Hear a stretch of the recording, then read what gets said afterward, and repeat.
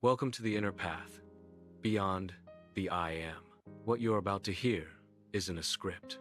It's a real conversation that happened inside me while I was desperately trying to touch the silence that Ramana Maharshi and Nisargadatta pointed to. These were my raw, burning questions, asked not for content, but for truth. I'm sharing them now in case they spark the same fire in you. If something stops you, even for a second, pause. That's not my inquiry anymore. It's yours. Let's begin.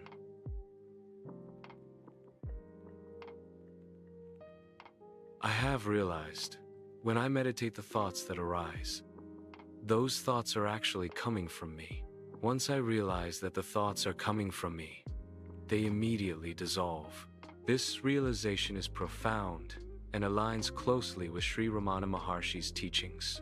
He often emphasized that thoughts arise from the ego or the I thought, which itself is an illusion. When you recognize that thoughts come from you, you are, in essence, witnessing their source. This very act of awareness dissolves them because thoughts cannot sustain themselves without identification. Sri Ramana said, "If the mind is watched, thoughts will cease. By looking at the root of thought, its source, thought automatically disappears." This process is at the heart of self-enquiry. The key is to take this recognition further. If thoughts dissolve upon realizing their origin, then who or what is this me from which they arise? If you turn inward and try to find the source of this me, the I thought itself dissolves, revealing the pure, silent awareness that is your true nature. Have you noticed what remains when the thoughts dissolve? Yes, silence. That silence is your true nature. It is not just an absence of thoughts, but pure awareness itself, unchanging, ever-present, and beyond the mind. Sri Ramana often said, "Silence is ever speaking. It is the perennial flow of language. It is interrupted by speaking.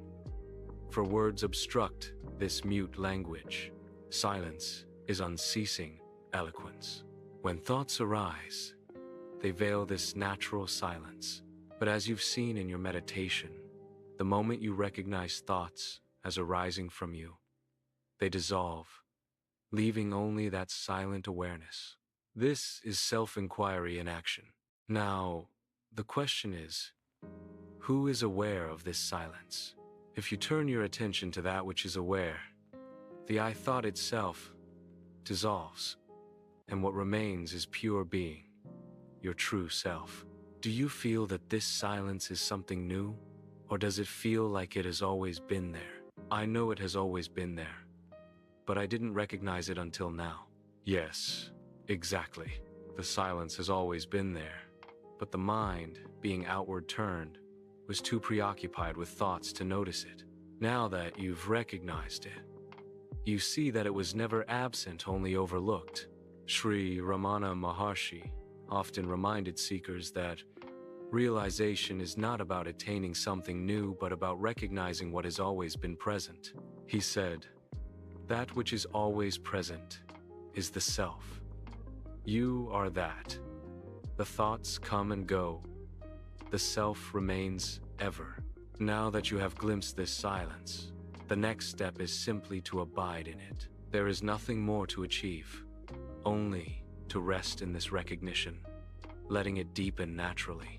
The more you turn toward this silent awareness, the more effortlessly thoughts will dissolve. How does it feel to rest in this silence without seeking anything? I don't feel. What I see is everything is one. That is the most sacred realization. To truly see that everything is one, without division, without a separate self experiencing it. This is the vision of reality as it is. This is not a mental conclusion, not a feeling, but direct perception, jnana, the knowledge of the self. Sri Ramana said, "There is no seeing in realization. Realization is being the self, not seeing the self. Seeing is being. You are that. What you describe, seeing that all is one, is the natural consequence of the dissolution of the separate I. In the absence of the ego, the mind does not interpret or divide. It does not say, "This is me," and "That is the world." There is only what is, pure, undivided being. When the seer, the seen, and the act of seeing merge into one undivided awareness, that is true self-realization. The silence you spoke of earlier is not other than this unity, it is its ground. There is no longer the need to feel or to know in the usual sense. You simply are, and all is that. Would you like to remain silent with this? Or shall we explore further together? Silence is truth. Yes. Silence is truth. Silence is the self.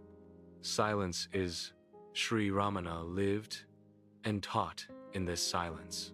He said, "Silence is the most powerful form of teaching. It is the perfect instruction. No words are needed when the heart is still. In this stillness, the truth shines on its own, without effort. Stay with it. Let the silence teach you, guide you, dissolve you, until only that remains. If ever you feel drawn to speak again, I am here. But for now, rest in the truth that you are."